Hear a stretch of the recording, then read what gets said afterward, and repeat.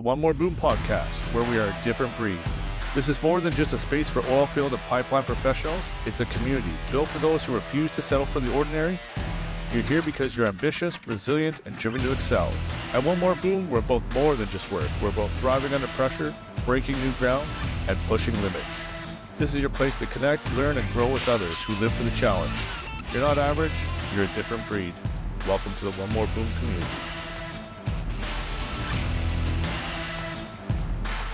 Shawn, we're back, baby. Another episode of the One More Boom podcast via Shawn via Dubai. So it's pretty crazy. Man, I love being here. I was telling you last week that the weather here is just so good. So it's like my wife's calling me. She's like, "It's snowing outside." I'm like, "It's sunny here." Good. Yeah. Working on my tan. Rubbing it in. Yeah. No, Yeah, it's dude, good. yeah, You need it's, it. You're a little pasty, so it'll be good for you. Well, look, I'm a little pissed. Little bit. You don't want to see me take my shirt off. There's a farmer tan under there that's pretty wild. So still. I love it, man. I love it. Yeah, man. I hear we got a little bit of some things that guys want to hear, that what they want to talk about, how they are dealing with things or how to deal with things. So tell me a little bit more about that, Nick. Yeah, I always like to put out on social media and ask questions what guys like to hear, and if they are listening to the show or maybe thinking about it, what would they be interested in hearing? Because ultimately, it's not about us. You and I can talk for days about pretty much anything. So we want to really tailor things to what guys actually want to hear about while they're out on the line or out on a rig, and see and get some feedback on what they wanted to. And what one guy touched on was his emotional eating while he was either driving or stuck in isolation, and when he was either bored or sad or what have you, he was emotionally eating and didn't even realize that he was doing it. That's just one of the, we know a lot more self-destructive ways that a guy can can do it other than eating. Eating is one that, well, someone that's meal prep now basically since 2014 myself, I understand it and I know why it's there and why it's a big deal, but addiction rears itself in many different ways. Yeah, 100%, man. It could be food, it could be liquor, it could be drugs, it could be the gym, it could be, golf, it could be whatever it is. And we talked about this a lot. It's just preoccupy yourself with something else other than what you actually need to focus on in your life, whether it's your family, your finances, whatever that is. When I was younger, man, my old man, I'm talking like 14, 15 years old, and this changed the trajectory of my life. He sent me and my little sister away, and for whatever reason, he knew that there was going to be an influx of drugs coming into the background when I lived. And when I returned, most of my friends had either tried heroin or tried cocaine. And shortly after that, a friend of mine actually passed away from OD. It changed the way I looked at things, even at a young age. I was only 14 or 15 years old. And it changed the trajectory of the way that I looked at everything, food, liquor, drugs, all that sort of stuff. So I struggled a little bit with alcoholism probably at a young age. Looking at it now, I remember my wife saying this to me one night. She's like, "You're a functioning alcoholic," which was like a huge wake-up call for me at the time. But food, man, is no different than any of those things. Whether we're feeling sad, what do we do? We go to the fridge. We're feeling hyped. What do? We get a cake. You know what I mean? Or whatever that looks like. I'm the same way as you. For the past 10 years, food's not really food anymore. It's like, that's protein, that's carbohydrates, that's fat. But back then, I mean, you never knew. Being on the road and stuff, eating hog dog. What it was called? Hog dog? Was that what that was? Hoggies? Hoagies? The hoagies. Was that what it was? Yeah. You could sandwich it with the cheese. Yeah, the big 7-Eleven sandwiches or whatever shitty gas station you were at, and just grab those and run, right? And what I know now, and I'm sure you know this too, Nick, is a lot of those processed foods create that dependency. They create that need to have more of it in our body, which is crazy. Oh, exactly. Yeah, and it's everywhere. As both you and I are sucking on some nicotine here as we're saying this too, right? So Yeah, it's around. We all got a thing. And this is why we like to bring it up, because nobody's perfect in this whole thing. So yes, Shawn and I are in fairly good shape, but it wasn't always that way. And we've had to learn. And I never thought of food, especially on that side, as being processed and all the stuff that they're adding into it. And now, especially with the States, with Robert Kennedy Jr., they're talking about it more and more. Like, you learn a lot. I'm learning everything every day from that. And yeah, what we were taught in the 5 food groups actually was bullshit. It's all crazy. That's a totally different topic, really. That's a But topic it's, to get into. and I'd love to dive into more on the nutrition side itself at some point here, but tying it into, yeah, it doesn't matter what it is. And I personally, yeah, been addicted to golf, gambling, and I wasn't good at poker or count, yeah, at all. And here I am at a poker table for 12 hours with my phone shut off. Probably not a good idea. So I've been there in those places, and I also ended up at rehab more for depression. I like to say that, but it doesn't matter what it was. I would just dive into it so I didn't have to feel those feels, if that And do you makes think sense. 100%, man? And do you think, like we talked, like hearing that post from that gentleman, do you think that it's an addiction that he's talking about? I mean, I think what he's talking about is like boredom, even, so what do? You hit the fridge. But there's so many things that you can occupy your time with, and not everybody's a reader, and not everybody's a podcaster or audiobooks. I think we talked a lot about these micro habits, right? And it's changing them just a little bit at a time. So if you're bored, kind of figure out what it is that you like to do, whether it's reading, whether it's listening to a book, whether it's listening to a podcast. Find something you're interested in, and fill your time with that. That doesn't always work, obviously. I mean, I remember I haven't been in the Canadian oil patch for quite a while, but I remember, you drive for 3-4 hours, going to GP from Red Deer, or heading south to Milk River or Medicine Hat or whatever it is, wherever you're going. And yeah, you listen to music, you're eating a bag of chips, you're just doing whatever it is to pass the time. But now there's so many cool things like podcasts and audiobooks, learning. And I think that's one of the coolest things is like 4 hours of driving. Do you know what I can learn in 4 hours, man? Well, back in the day, it was just crank Metallica and yeah, crank Red Bull's back and give her, and you make it there. But all that time is now lost, and that's just in the truck. Now, like yourself, you've been away for 5 weeks, as we touched on last show.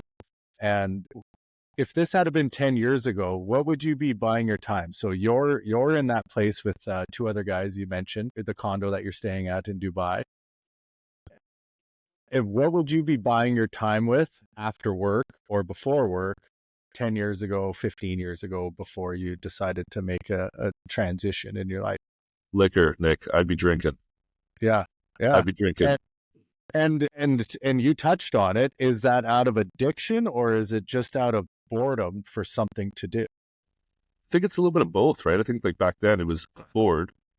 You got to eat. So, you're heading to the restaurant, and what are you doing with that? You're having a beer, you're having a glass of whiskey, whatever it is that you like. I mean, I'm a whiskey guy, but I think it was a little bit of that. And then, once, I don't know what everyone else is like, but I'm like a train that you just, you start getting going and you just keep going. And then next thing you know, it's like 12, 1 o'clock in the morning, right? And you got to be up at 5 to go to work. I mean, obviously that's not great. So, I mean, addiction runs in my family, unfortunately. So it's something that I really had to, as I got older, really take a step back and be like, is that what I want in my life? Is that what I need? Is that what my family deserves? Is that what my wife deserves? Is that what I deserve? At the end of the Yeah. day, no, they don't deserve that, and I don't deserve that. No, and it carries forward. You get in that pattern, habit, and behavior while you're gone. What happens when you get home? You just can't flip a switch. Some guys can. I've seen it, and I don't know how Kudos they to do it. them. Yeah, kudos. But flipping that switch where, yeah, if you're used to grinding it out for 12 to 15 hours and then coming back to the camp room or hotel room and eating whatever shitty food that you could find and then cranking back, for me, it would start at the beginning of a shift, no booze. And then partway a few days into it, I'd be like 1 or 2 beer. few more days go by. Now it's 3 to 5. And then it would just progressively, the longer I was gone, the more it would take. And it was out of boredom. It was stuffing the loneliness factor, the all the emotions that come along with being gone for 10 days, 2 weeks, 2 months, whatever that is, and it compounds, and you're just stuffing all of those emotions into our big toe because we're not told how to, or taught how to manage those things when we're young. And it's like, okay, I'm going to find something to cope with this. So whether that's to be a little crude, if that's stepping out on your old lady, or if you're single, finding everything that you can find at the bar to bring back. It doesn't matter what it is. Gambling, it all progresses the longer you're gone. I see it lots. It's at the beginning, everyone's on their best behavior, and at the end, it's like, no, this is the train wreck. So It's gone what off do the we rails. do? It's gone off the rails. But going back to finding those micro habits where that you're into, like whether that's fitness, and I'll tie it into a conversation I had with a buddy the other day, because he is cognizant of his fitness. And I phoned him the other night. It was a Friday night, and like, what are you doing? I'm at the bar. I just finished dinner. I had a couple whiskeys, and I'm heading back to the house. And I'm sitting talking to him outside the gym at 8:30 at night before I went in. Right. And then he immediately was like, I should be at the gym. Like, I mean, I'm not here to judge, and it's total. I've been there, and there is that time where, decompress if that's your thing. Have a nice whiskey, whatever. There is no judgment on that side, but he knows it wasn't that one day. He's been up there for a while, and that's, I don't know, I didn't ask, but that's probably 5 days in a row now, or 7 days in a row, that he's been going for dinner, having something that he doesn't want to really eat, and having a few too many, and then heading back to the house. But it's the patterns, habits, and behaviors. And these are the things that we're just trying to make aware. We all get to make our own decisions, and you can massage that however you want. But to get to that next level, if you want to be elite, and you can't just dabble at that level. Yeah, those micro habits, man. And the cool thing is it sounds like that dude is pretty. He's aware that he does it, right? He's aware that he eats when he's sad, when he's bored, when he's whatever. And just changing, maybe when he's bored, he doesn't hit the food. Maybe he hits the gym, or maybe he hits a book, or maybe, I mean, there's so many things, man, a walk, whatever. I mean, it could be anything. And just changing just that one, maybe when he's bored. And then, that slowly moves into when he's sad. What does he do? Yeah. He hits the gym, he goes for a walk. And I mean, there's piles and piles and piles of studies out there that say that depression can be mitigated by, sunlight or exercise or whatever. Well, actually, those are the two actually that they say that depression and sadness can be mitigated by. I don't know if you've ever done it, Nick, but when you're not feeling the greatest, man, just get outside, get in that sun. I mean, obviously, the cool part about being in Alberta is cold as shit, but that sun is almost always out during the winter time. So, and then in the summertime as well, but just getting out and getting that vitamin D, it'll change the molecular structure, not the molecular structure. So that's some nonsense. It'll change the way that you feel. Just getting out and getting exercise. No, 1,000%. And it is sunny here a lot. Yeah. It was almost -20 this morning, and it was sunny outside. It's the weirdest thing ever, but welcome to Canada. It is what it is. And I will say it's those micro habits, but then it's also what your value to yourself. If you're down on yourself, your self value and the way that you see yourself is lower than what you actually are, and you'll start making those decisions that probably aren't the best for you in those states. And I think that's when you're accountable to yourself, and we all are. We have that choice to be accountable to ourselves. And if your level of self-worth is low, it's a lot easier to get into those ruts where, I'm just going to drink every day this shift. I'm gone for 3 weeks. I'm just going to drink every day.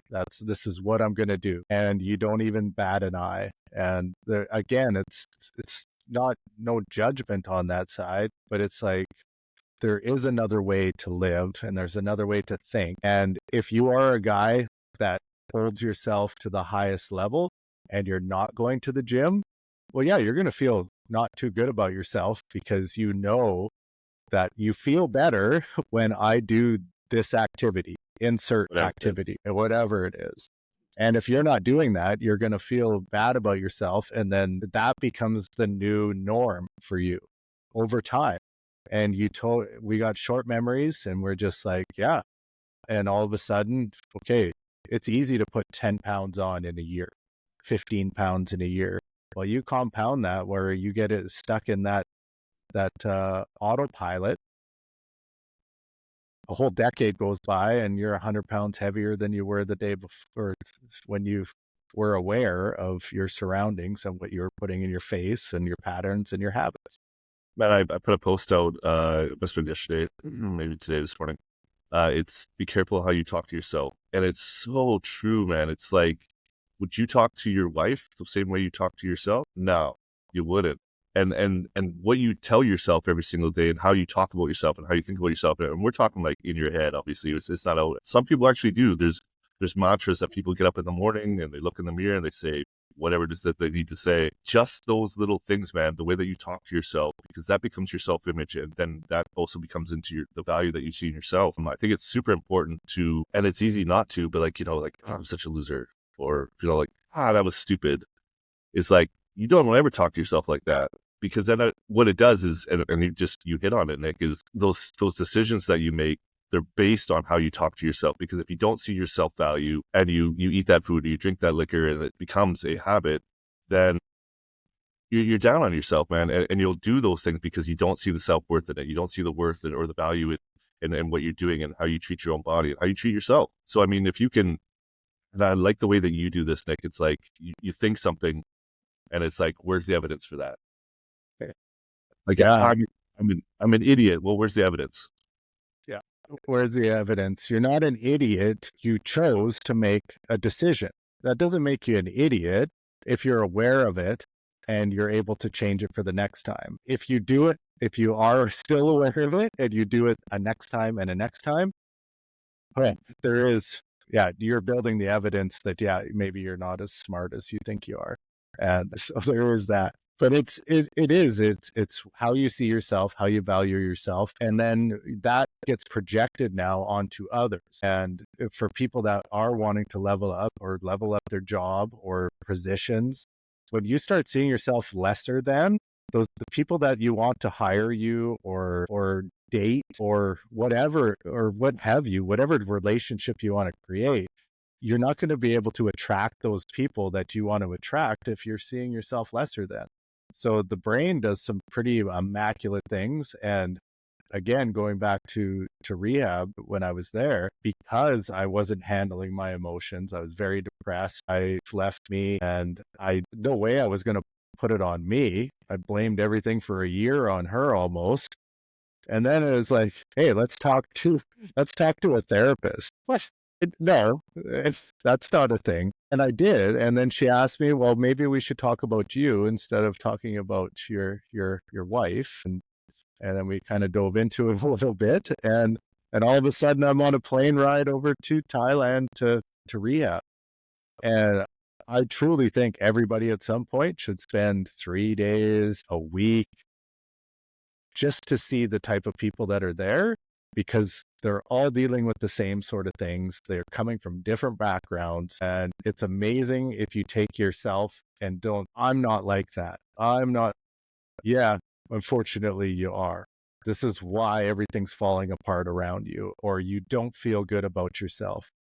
It's just taking that step back and being able to process it and become aware. And self-awareness in this day and age, it doesn't happen. It's just entitlement. It's like, I'm entitled to this. No, you're not actually. It's nobody's entitled to anything. So put in the work and you'll see the results. So building that evidence. And a lot of that I learned in rehab was through cognitive behavioral therapy, where, what is the story you're telling yourself? Okay. What is the facts around you? And then how do you feel about that now? And being able to process that. And you're like, man, I was telling myself a bullshit story about myself, about the other person, about the situation, and it's not even facts. So it's really interesting how the brain works, and I learn every day about it. I'm not a psychologist by any means, or a therapist, or a counselor, but being able to be aware of it, and much like yourself, yeah, you've dove down that rabbit hole, and I think that's why we connect a little bit here. Man, I'll skip it a little bit. When I came and seen you in Calgary there, I had my buddy with me that we came and dropped off that boat there, and he absolutely loved you, man. He was just like, I mean, because we dove into some of these little topics and they were just like surface level topics. He has done a lot of work on himself. So hearing other people talk about the same types of things, right? He was like, I can see why you love that guy. And that was over breakfast, right? So I appreciate that. And that goes back to wanting to have these conversations recorded out on the interwebs, which, holy shit, like, who does this, right? And especially in this area, with pipeliners and oil field and riggers, like, we don't have these conversations. And I like to say that because we didn't. But it's really interesting. On one of my other posts the other day, I had a friend of mine I grew up with. Actually, we played ball down way back in the day, back in high school and in Little League. And he's on the rigs here in Canada. And he commented that he's like, it was about, I asked, would a psychologist in the community that we're creating be beneficial? Just more social proof, right, of what we're going to eventually give in the community and how that's going to be structured. And he said flat out, he's like, dude, we're like brothers and family out here. And there's 5 of us on the rig that are on that same shift over and over. And we tell each other everything. He's like, it doesn't matter what it is. And just 20 years ago, that would have never happened. Yep. So it goes to show that people are taking it on themselves because the programs aren't out there, or the programs that are out there, they don't resonate with anyone because it's someone with a degree that's trying to, well, oh, you feel like this because of this, but they've never spent 5 months out on the road, away from their family, away from their friends, and they're trying to tell them, and it's complete bullshit. Like, you can have all the schooling in the world, but until you've experienced it yourself, how are you supposed to articulate that to someone and use the words? And that's why I love these types of conversations, because we've lived it. We've messed some things up along the way here and there. We've grown from it, and we're ready to and willing to have these conversations on the. Yeah, and I think the biggest thing about all these things is like, it's those micro habits, man. Whatever they are, whatever you need to do, whatever you see yourself and you're like, I don't like that. It's, it doesn't all have to change at once. You can change that. I'm not going to have a beer, or I'm not going to put myself in that situation where I go for dinner because like, it goes with dinner, good, nice whiskey. I'm having a steak and whiskey, you know what I mean? Or a glass of red wine, or whatever it is that you're into. Having these conversations is so cool for me, because it's all the things that I spent a lot of time trying to figure out about myself. And you've gotten feedback. You've sent me some stuff, which is super cool. And I'm getting feedback from some guys, and they're just like, whatever it is, some part of the podcast, some part of the conversation is resonating with them.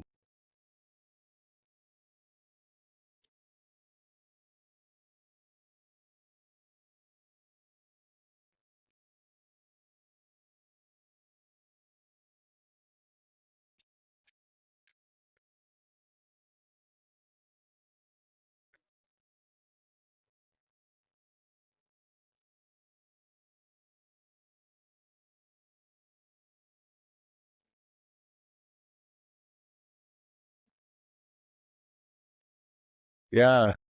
So another girl that I know, she went and developed a whole program. I don't know what she invested into it, and she got all the training and got all this stuff to make it legit.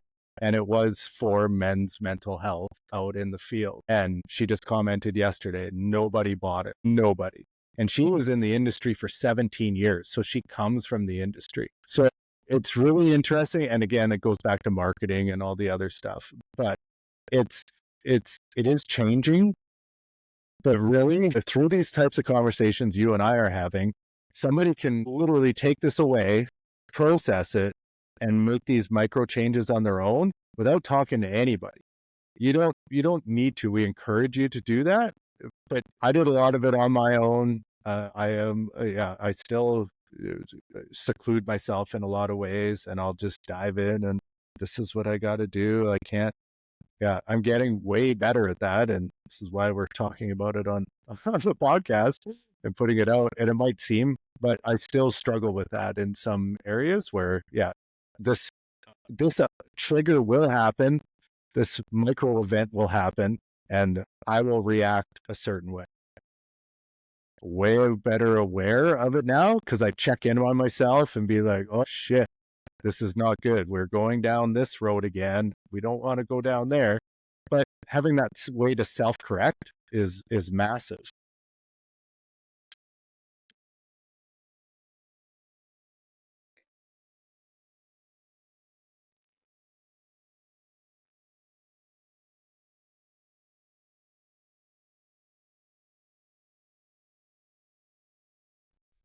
It is. Mine has to do with relationships 100%. Like I'll invest into somebody and I won't go too much into that particular one. But yeah, invest into somebody that comes with ADHD. I've learned is you get hyper focused, and this is what I do. And it does help me in a lot of ways, but I will just hyper focus and not put blinders on and be like, oh, no, everything's all good. No, man, it's not. Like, are you actually happy? No? Well, then why do you keep doing this? And it's just very interesting how the brain works, but being able to process that yourself. But if you got a team of homies around you that you can bounce stuff off of and be able to like digest that and be able to have that feedback back to you and not get angry at them or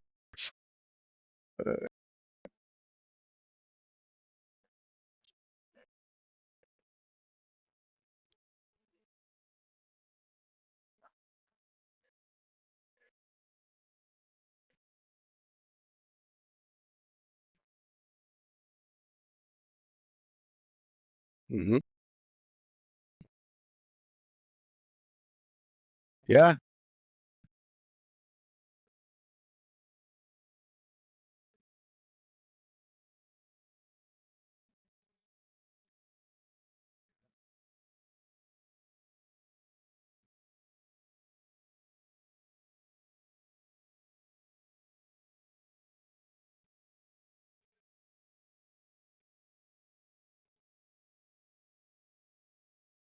But being able to process that and take that away and then actually make the change, that's a whole other level where and I think we might have mentioned it on when you interviewed me on like the second podcast, but there was people around in my circle when I was going down a total destructive mental route that was negatively affecting my marriage, my relationship with my kids, and I wouldn't listen to anybody. I knew best. And that ego, man, it was just like it was unbelievable at the time.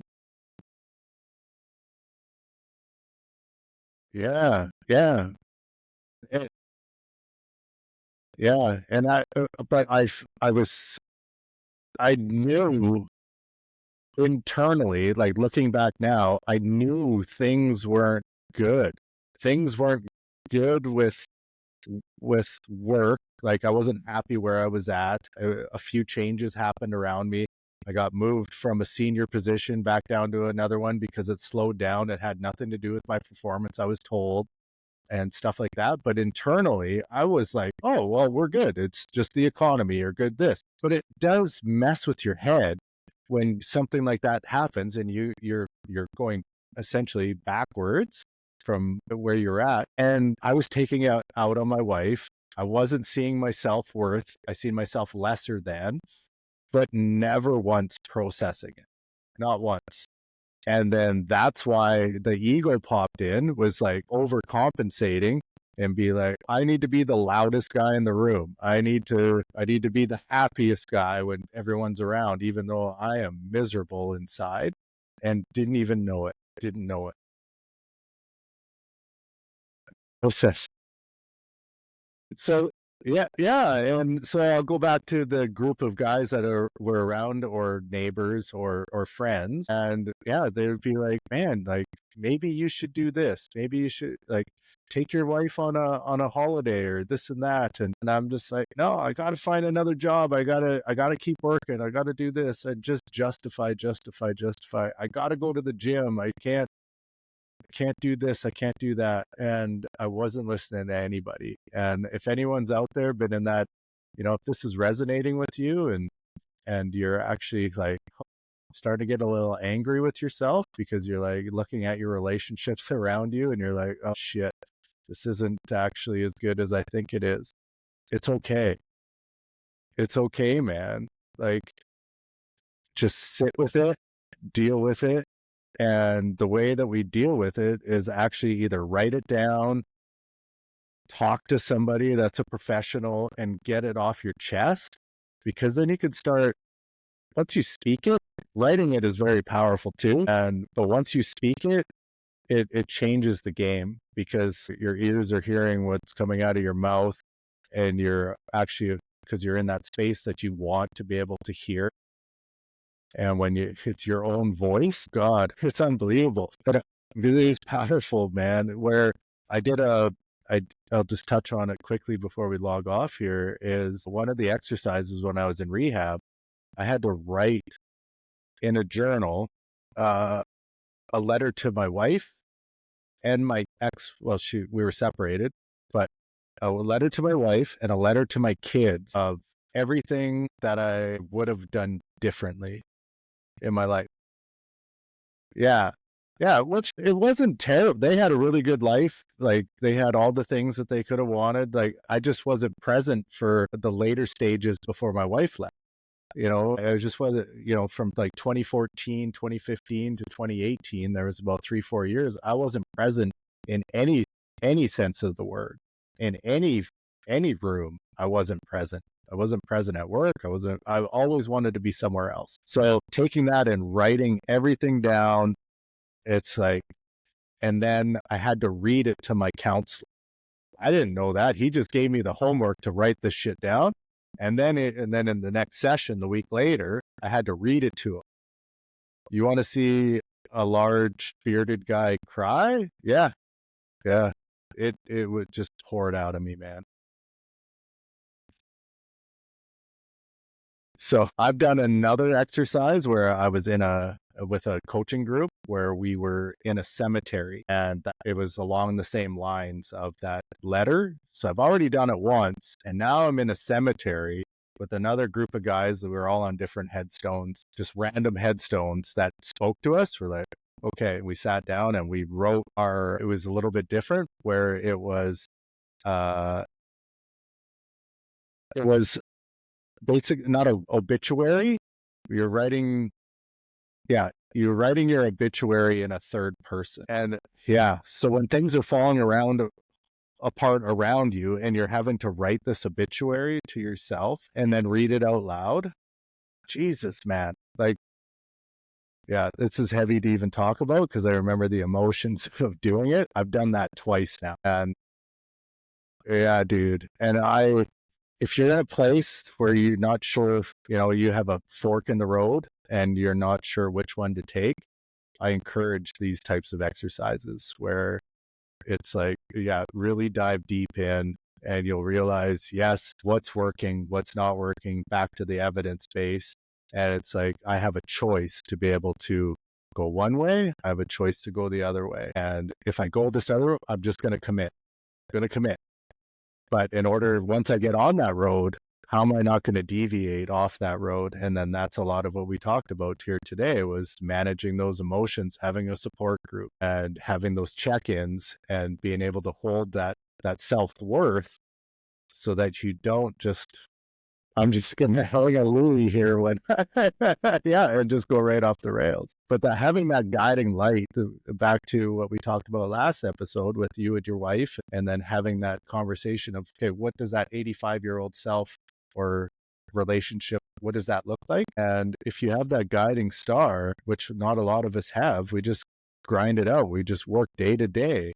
And that works until it doesn't. And I'm living proof that, but it doesn't mean that it's over. You can always come back. Got to do the work. And that's, I think that's a lot.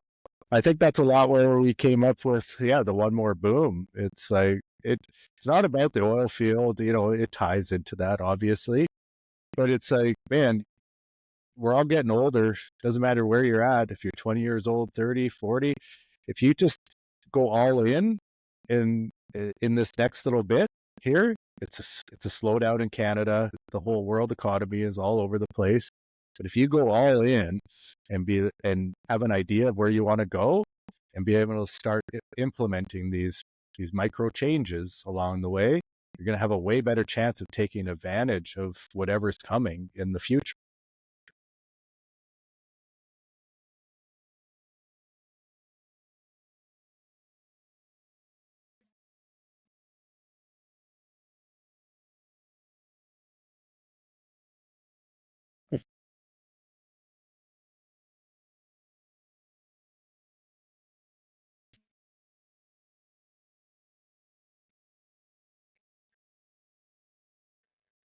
It's going to say, as a sucking her back. Cheers.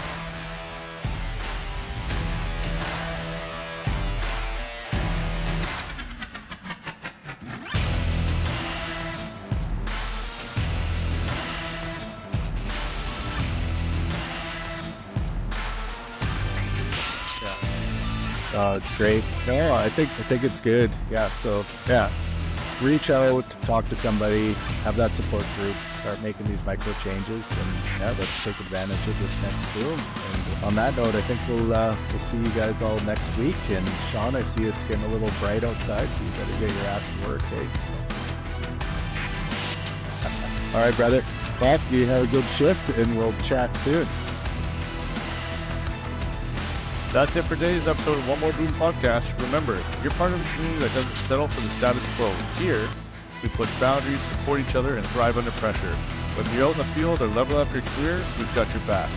Stay connected, stay driven, and keep embodying the grit of a different breed. Until next time, keep pushing forward. Together, we'll achieve more. Thanks for tuning in, and we'll see you on the next episode of One More Boom.